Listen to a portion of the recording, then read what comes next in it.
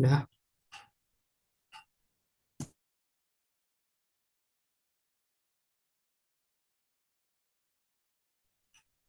Bismillahirrahmanirrahim. Assalamualaikum warahmatullahi wabarakatuh.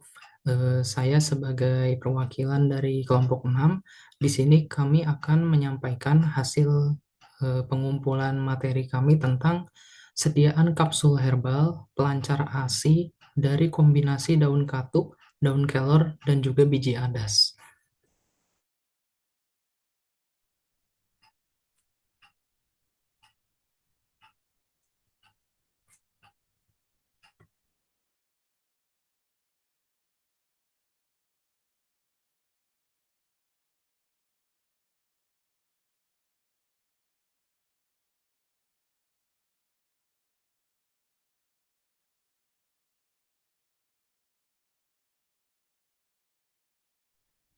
Selanjutnya, saya Nazira Aulia Putri dengan NPM 23129 akan membacakan mengenai latar belakang dari makalah yang telah kami buat, yaitu air susu ibu adalah sumber nutrisi utama bagi bayi selama 6 bulan pertama, pentingnya untuk pertumbuhan, perkembangan, dan juga kekebalan tubuh. Salah satunya masalah yang dialami seorang ibu yaitu produksi ASI yang kurang lancar sehingga membutuhkan tanaman herbal seperti daun katuk, biji adas, dan juga daun kelor yang telah lama digunakan untuk memperlancarkan ASI. Karena itu, pengembangan produk herbal dari tanaman ini menjadi alternatif inovatif untuk membantu meningkatkan produksi ASI secara alami.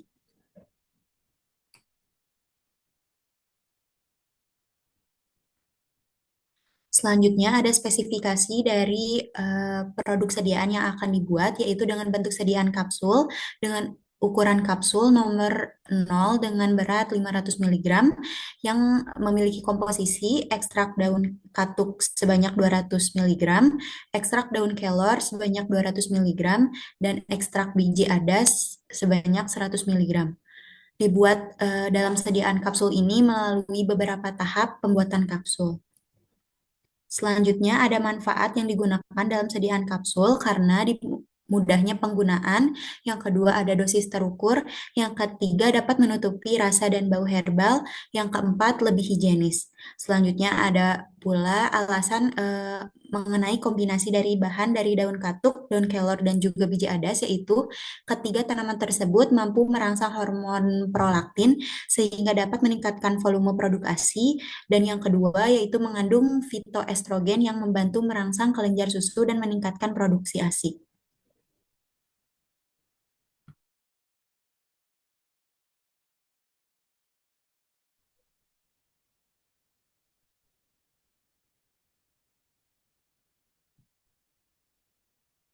Selanjutnya, di sini ada kompetisi.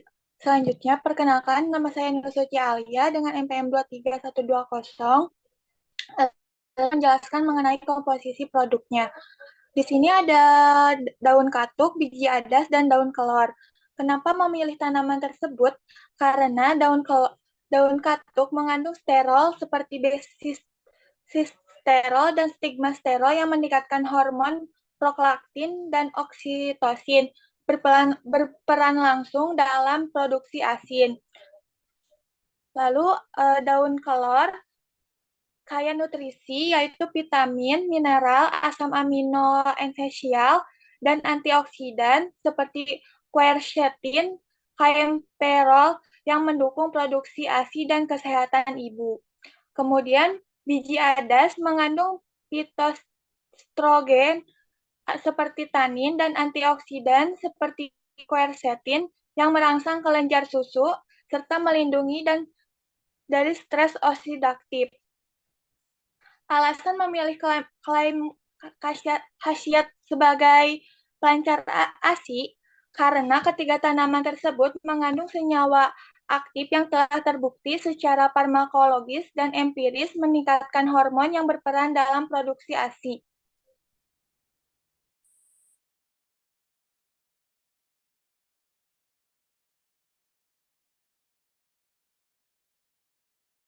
Kemudian untuk standarisasi sintesia, Salah satu cara mengontrol kualitas Simplicia yaitu dengan melakukan standarisasi Simplicia. Standarisasi ini dibutuhkan untuk menjaga konsistensi dan keseragaman khasiat dari obat herbal.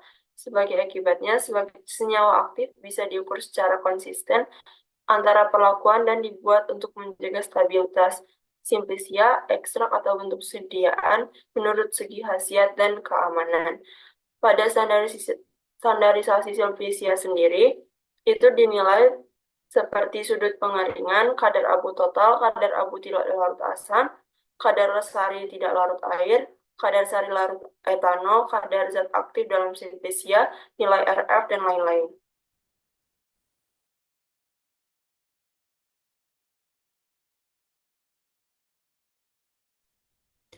Baik, perkenalkan saya Farhan Hidayat. Di sini saya akan menjelaskan tentang senyawa marker dan golongan senyawa kimia yang ada pada daun katuk, lalu daun kelor, dan juga biji adas.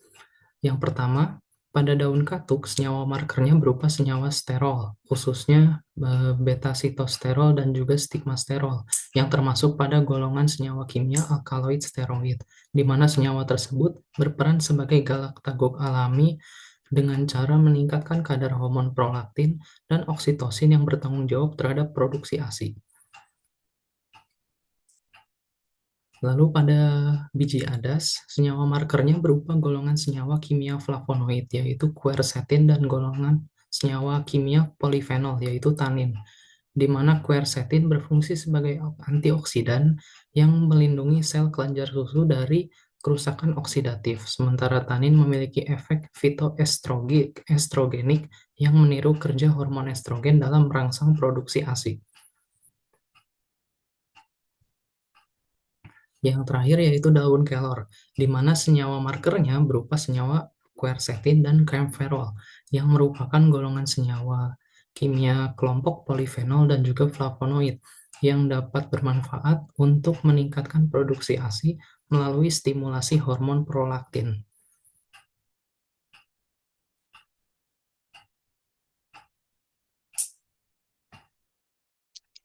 Baik, adapun kesimpulannya yang pertama, ada pentingnya ASI dan tantangan produksi. Air susu ibu atau ASI merupakan sumber gizi utama bagi bayi yang sangat penting untuk mendukung pertumbuhan, perkembangan, dan memperkuat sistem imun selama 6 bulan pertama kehidupan. Namun, pencapaian pemberian ASI eksklusif di Indonesia masih belum optimal. Salah satu tantangan utamanya adalah produksi ASI yang tidak lancar pada sebagian ibu menyusui yang dapat disebabkan oleh berbagai faktor fisiologis maupun psikologis. Poin kedua, tanaman herbal pelancar ASI.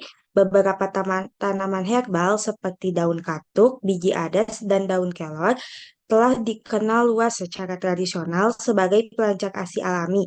Ketiga tanaman tersebut mengandung senyawa aktif yang dapat merangsang produksi hormon prolaktin sehingga meningkatkan volume ASI untuk meningkatkan kemudian penggunaan dan efektivitasnya. Kombinasi ketiga bahan herbal ini dikembangkan dalam bentuk sediaan kapsul sebagai alternatif inovatif yang amat standar dan praktis.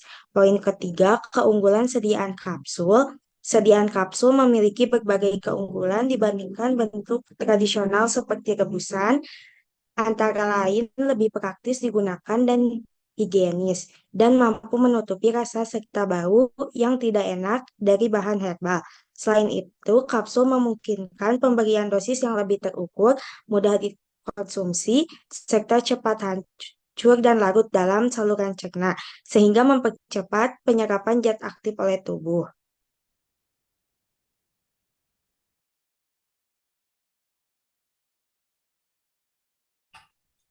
Sekian materi yang dapat kami sampaikan. Mohon maaf bila ada kesalahan. Assalamualaikum warahmatullahi wabarakatuh.